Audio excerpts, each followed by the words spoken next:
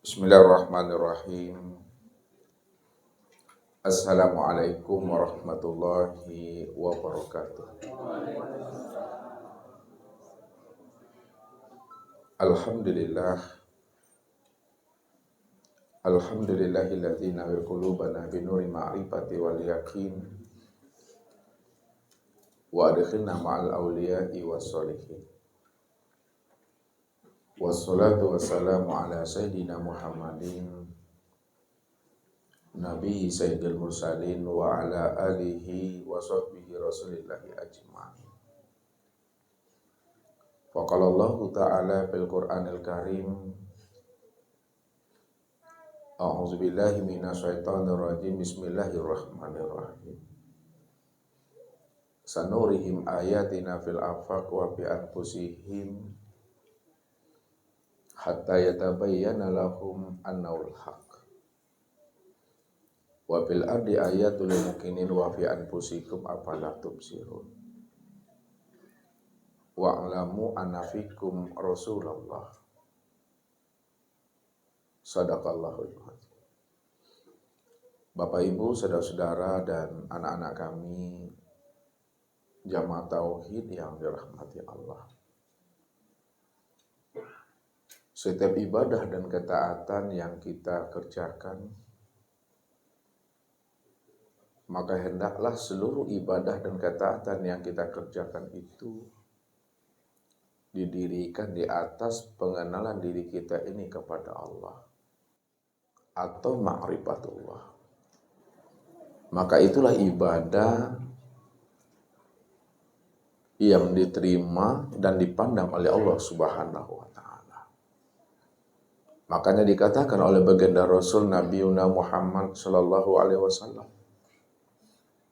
la tasihul ibadah illa bi ma'rifatil ma'bud. Tidak sah ibadah yang kita dirikan, belum bernilai ibadah, ketaatan yang kita kerjakan kalau kita beribadah belum mengenal yang kita ibadati, belum mengenal yang kita sembah. Maka pantas baginda Rasul membukakan pemahaman kepada umat ini. Sayati zamanun ala ummati yusalluna wa la yusallun. Akan datang suatu masa, suatu zaman terhadap umatku nanti, di mana umatku itu banyak mendirikan ibadah sholat. Dia rajin mendirikan ibadah sholat yang wajib, bahkan ditambah lagi dengan yang sunah-sunah. Namun sebenarnya dia belum mendirikan ibadah sholat, kata Rasul. Hanya mereka itu sebatas mengerjakan perbuatan sholat. Perbuatan sholat itu yang dijelaskan oleh ulama fikih. Aqwalun wa af'alun muftatahatun bitakbiri wa muhtatamatun bitaslim. Mereka hanya melakukan perbuatan sholat, yaitu beberapa ucapan dan perkataan, serta perbuatan yang diawali dengan takbiratul ihram dan diakhiri dengan sholat. Kalaulah ibadah sholat yang kita kerjakan hanya sebatas batang tubuh, sebatas amal yang zahir, namun kita tidak mengenal hakikat dari ibadah yang kita kerjakan, tidak mengenal kita siapa yang kita sembah, maka ibadah yang kita lakukan itu akan menjadi ibadah yang hampa, ibadah yang sia-sia. Itulah ibadah yang bernilai nol. Inilah orang-orang yang selalu tertipu dengan amal dan diri mereka sendiri. Makanya Nabi katakan apa? Hasil daripada ibadah yang dikerjakan tidak di atas ilmu ma'rifat. Kam min qa'imin hazuhu min sholatihi at-ta'ab wan nasab. Berapa banyak nanti orang yang mendirikan ibadah sholat namun dia tidak mendapatkan apa-apa dari ibadah sholatnya. Melainkan yang dia dapatkan itu hanyalah rasa capek, rasa panik, dan letisinya Bapak Ibu. Ya, kalau bahasa Ustadz Bapak Ibu, kaladang kue kepara rajin. Tapi hasil dari dia ke ladang, ke parak itu nggak ada hasilnya. hanya capek saja. Badan ini telah uzur, badan ini telah usang, badan ini telah lapuk. Mengerjakan ibadah. Tapi kita tidak mengenal yang kita sembah. Maka lapuk pun badan kita, usang pun badan kita ini. Tidak ada nilainya di hadapan Allah. Inilah yang Allah katakan. Wa hum yahsabuna annahum yuhsinuna sun'a. Mereka mengira dan menganggap bahwa mereka telah melakukan amal yang terbaik di hadapan Allah. Padahal mereka itu sudah tertipu dengan diri dan amal mereka sendiri. Inilah orang-orang yang sia-sia amalan mereka. Makanya baginda Rasul menjelaskan kepada kita ini. Ada 2 orang di antara umatku sama-sama mendirikan ibadah sholat.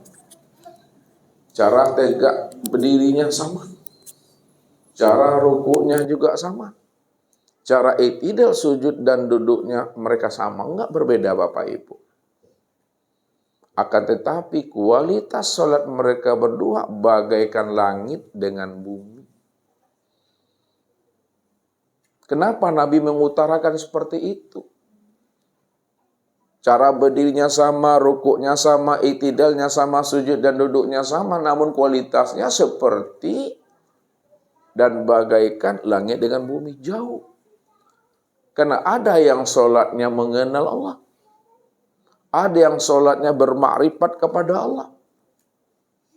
Ada pula sholatnya tidak bermakrifat dan tidak mengenal Allah. Orang yang sholatnya bermakrifat kepada Allah, itulah sholat yang ingat. Allah katakan apa? Wa aqimis sholata li zikri. Dirikanlah sholat itu untuk mengingat aku. Bagaimana sholat itu didirikan untuk mengingat Allah kalau kita belum mengenal Allah? Makanya sholat yang tidak ingat Allah itu, itulah yang dikatakan sholat yang fawailul lil musholin itu. Nerakawilah bagi orang yang sholat. Yang maksudnya bagaimana? Orang yang tidak ingat akan Allah. Disebabkan karena dia tidak mengenal Allah.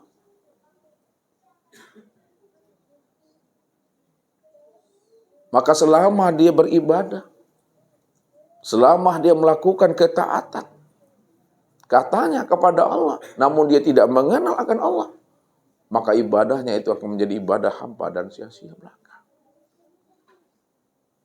Maka disinilah kita wajib belajar ilmu ma'rifat itu Bapak Ibu. Ustadz katakan apa? Kalaulah ada hukum taklifi itu di atas wajib, maka mengenal Allah itu di atas wajib itulah mengenal Allah itu. Karena Allah itulah ruhnya ibadah. Allah itulah ruhnya setiap ketaatan kita. Allah itulah rahasia daripada ibadah dan ketaatan kita.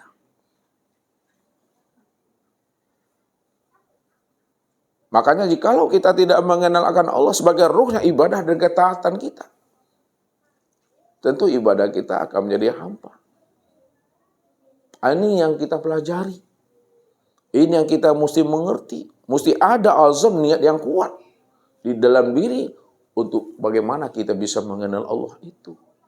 Kalau memang Allah yang kita imani itu betul-betul adalah Allah yang benar dalam keyakinan kita itu. Kalau kita sudah yakin Allah yang kita imani itu adalah Allah yang benar dalam keimanan kita, tentu kita berusaha mengenalnya.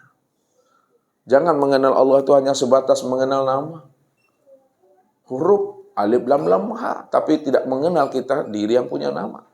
Sedangkan nama dengan dirinya, diri dengan namanya tidak akan pernah berpisah cerai. Al-ismu wal musamma wahid. Nama dengan yang dinamai, nama dengan diri yang punya nama, esa dia Bapak Ibu. Sama seperti diri Bapak Ibu. Disebut namanya Pak Abdul Qadir, jelas orangnya tuh. Disebut namanya Kelipah, jelas orangnya. Disebut namanya Mik, jelas orangnya. Disebut namanya Mejah, jelas orangnya. disebut namanya Allah, mesti jelas wujudnya. Mesti jelas mana orangnya. Sehingga Allah yang kita imani, Allah yang kita sembah itu betul-betul Allah yang wujud, Allah yang nyata. Bisakah engkau melihat bulan purnama di malam hari, kata Rasul, tanpa ditutupi oleh namanya mendung? Bisa ya Rasulullah.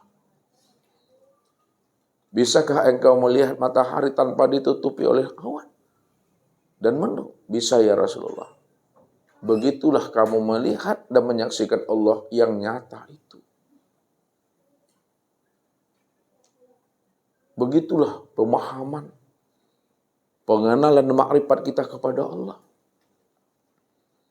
Sehingga kita tidak bimbang dan tidak ragu menyerahkan diri ini kepada Allah seutuhnya, sebulat-bulatnya.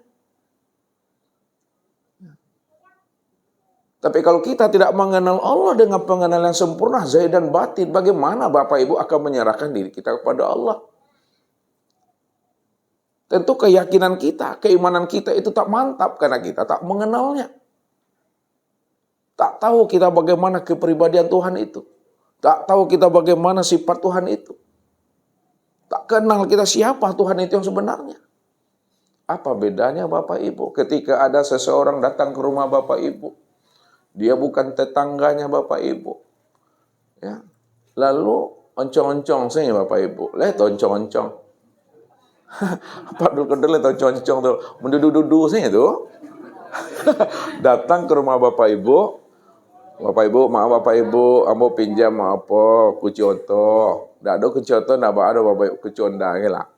Kuci rumah. Kira-kira, aku kira-kira saya itu. Lenio Bapak Ibu meminjamkan kunci oto, kunci motor atau kunci rumah kepada orang yang tipu tadi? Ya. Apa sebabnya tak mau? Karena tak kenal. Kalau kita tak kenal, tentu kita tak yakin kita itu. Ya, disalini si rumah namu itu mah. Ya, karena kita tak kenal dengan dia. Ya, makanya mengenal Allah itu baru mantap isbatul yakin kita. Baru mantap keimanan kita. Apabila yang kita imani, yang kita yakini itu benar-benar kita telah mengenalnya zahir dan batin. Disitulah ada penyerahan diri kepada Allah zahir dan batin itu. Fa iza azamta fatawakkal 'ala Allah wa may yatawakkal 'ala Allah fahuwa hasbuh. Apabila sudah mantap azammu, sudah mantap niatmu, sudah mantap ikhtiarmu, karena kamu sudah mengenal akan diri aku. Kamu sudah yakin kepada aku. Lalu kamu sudah serahkan dirimu kepada aku, kata Allah. Maka aku yang jamin, kata Tuhan. Jadi penyerahan diri kita kepada Allah itu zahir dan batin. Karena kita dah yakin. Disebabkan karena kita sudah mengenal Allah itu lebih dahulu. Tak ragu kita akan kebesaran Allah. Tak ragu kita dengan kemampuan Allah. Tak ragu kita dengan janji dan jaminan Allah. Karena Allah itu Rabb kita. Allah itu rahasia diri kita. Allah itu rahasia alam. Allah itulah maha di atas segala kalanya. Kalau sudah mantap pengenalan kita dan keyakinan kita kepada Allah, maka serahkanlah diri kepada dirinya. Jangan kita bertahan dengan kekuatan akal fikir, kemampuan usaha dan ikhtiar kita. Apalagi kita bertahan dan bertuhan kepada nafsu kita, ini berbahaya. Ini yang diajarkan oleh baginda Rasul kepada Ibnu Abbas. Wahai Ibnu Abbas, maukah aku ajarkan engkau tentang suatu kalimat? Apabila engkau kenal itu orangnya, paham kamu siapa dia, maka selamatlah hidup kamu dunia wal akhirat. Mau ya Rasulullah? Apa nasihat engkau itu ya Rasulullah kepada aku?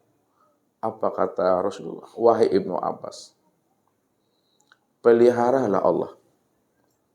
Allah pasti pelihara dirimu. Wahai Ibnu Abbas, jagalah Allah. Allah pasti jaga dirimu. Wahai Ibnu Abbas, kalau engkau bermohon, bermohonlah kepada Allah.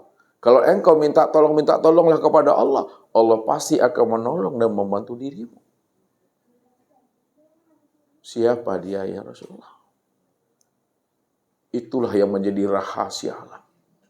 Itulah yang telah menjadi rahasia dirimu. Maka kenalilah dirimu itu. Tiliklah dirimu ke dalam, sentarlah dirimu ke dalam. Siapa yang mau menilik dan menyentar dirinya ke dalam, maka kenallah dia Allah itu. Yang bukan huruf. Allah yang bukan lapas, Allah yang bukan suara. Allah yang bukan kata-kata. Itulah tempat kamu bersandar dan bergantung kepada dirinya. Maka disinilah Allah menjelaskan kepada kita tentang rahasia dirinya kalau kita ingin menemui dirinya. Apa kata Allah? Wa minan nasi may ya'budullaha ala harfi. Ada sebahagian daripada manusia. Dia mengaku mengenal aku. Dia mengaku menyembah aku. Dia mengaku bertuhan kepada aku. Akan tetapi sayang kata Allah, dia bukan bertuhan kepada aku. Dia bukan menyembah dan mengingat aku.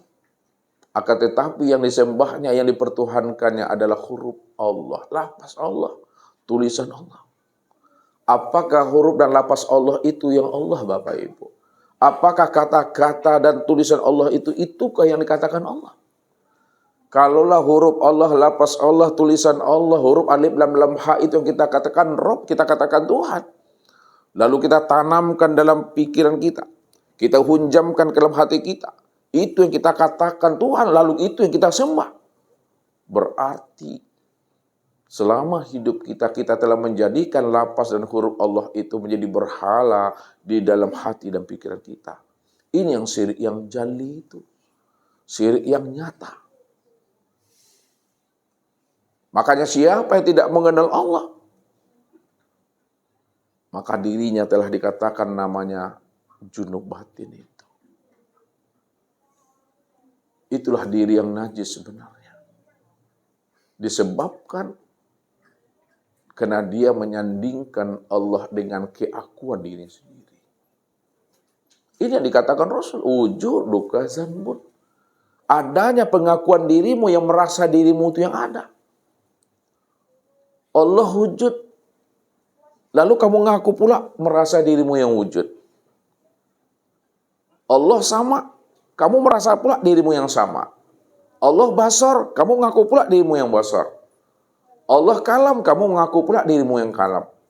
Allah ilmu, kamu mengaku pula dirimu yang berilmu. Allah kudat dan iradat, kamu mengaku pula kamu punya kudat dan iradat. Allah hayat, lalu kamu mengaku pula bersifat hayat.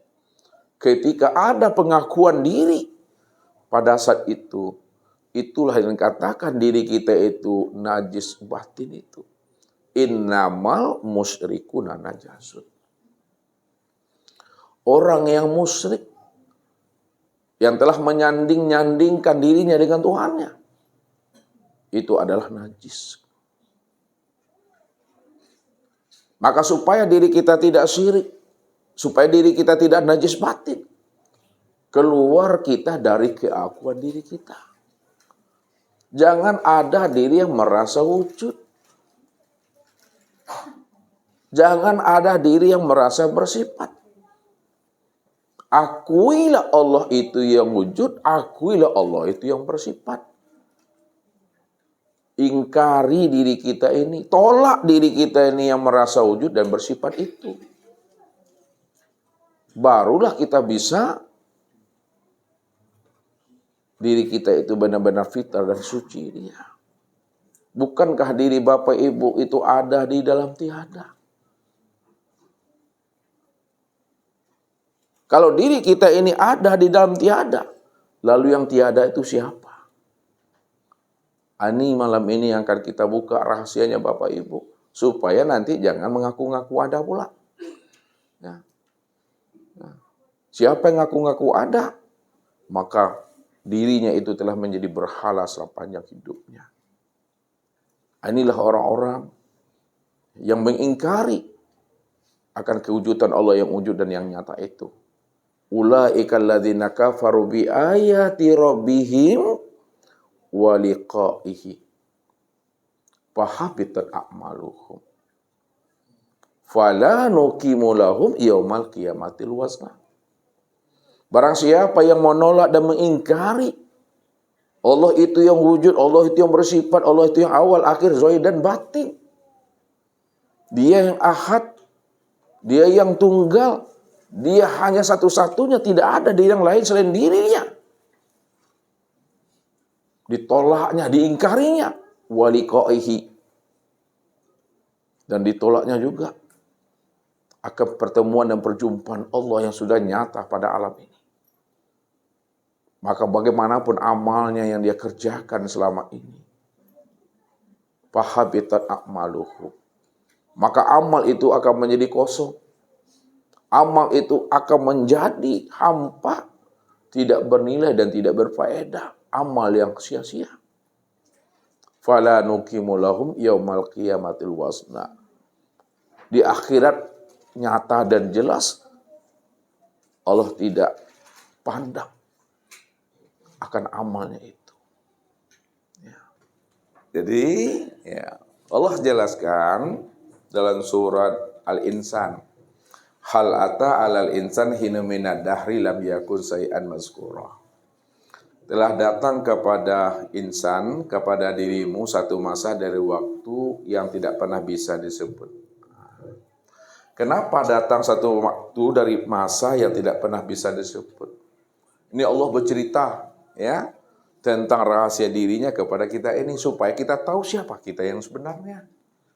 Ya. Kalau Allah tak menceritakan dirinya kepada insan, maka kita tidak akan pernah tahu siapa diri kita dan siapa Allah itu.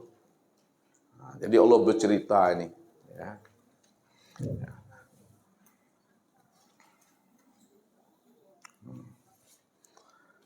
Telah datang kepada manusia satu waktu dari masa tidak pernah bisa disebut.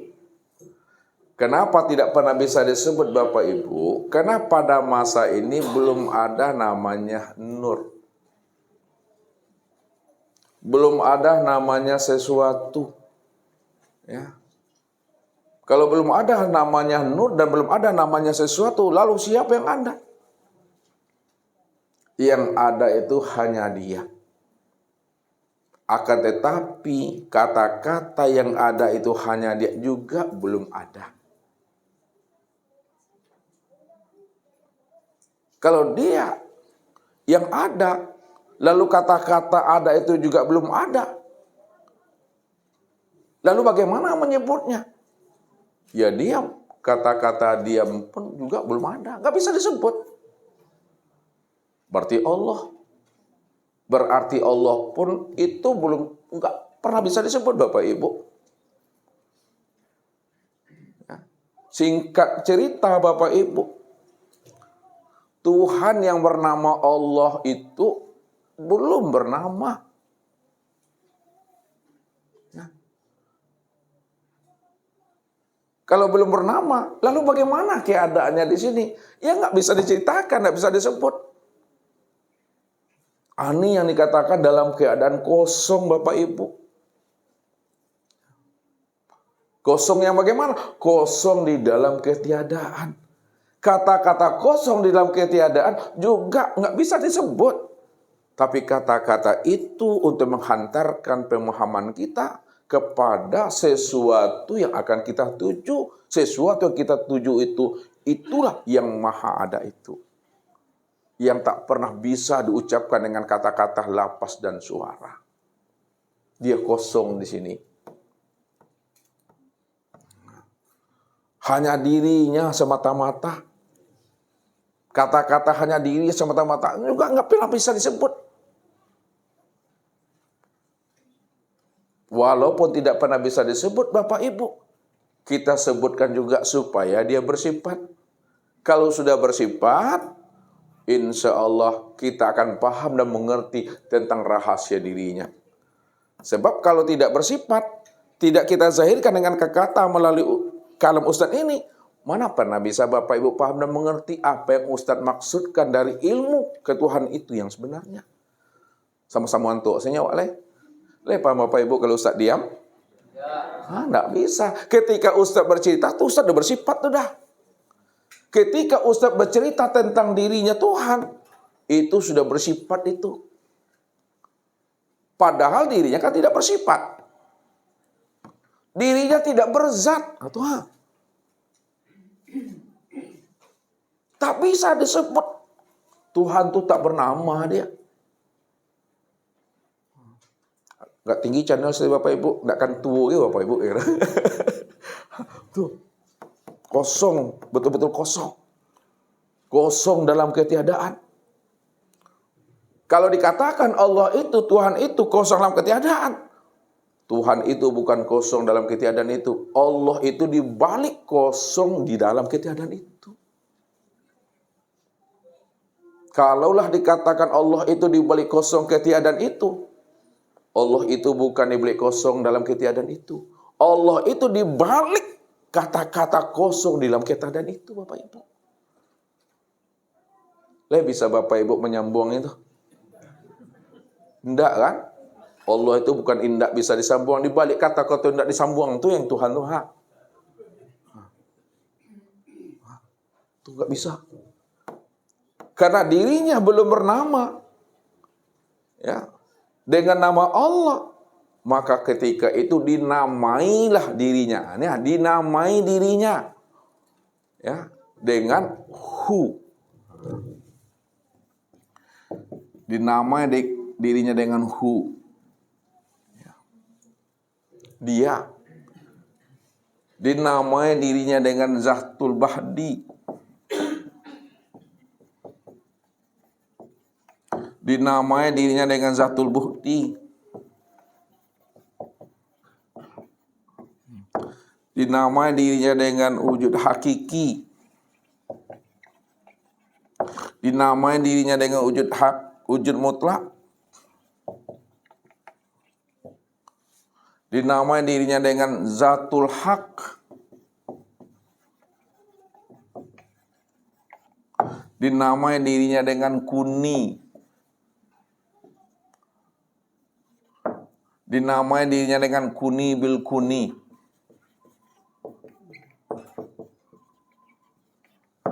Dinamai dirinya kehampaan.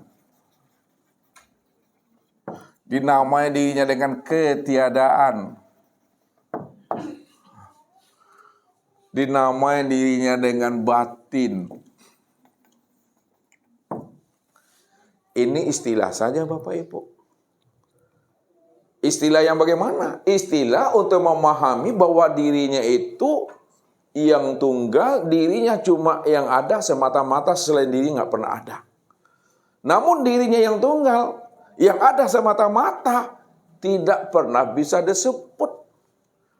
Namun untuk menjelaskan dirinya tidak bisa disebut itu, dinamailah dengan kata-kata Hu Zatul Hak. Sebenarnya dia bukan Hu. Dia bukan Zatul Hak, bukan Zatul Bukti dia. Bukan wujud hakiki. Tak bisa disebut, tak bisa dinamai. Dirinya belum ada di situ. Tak bisa menyebut dirinya itu. Nah, begitu. Kenapa? Kosong Bapak Ibu, kosong.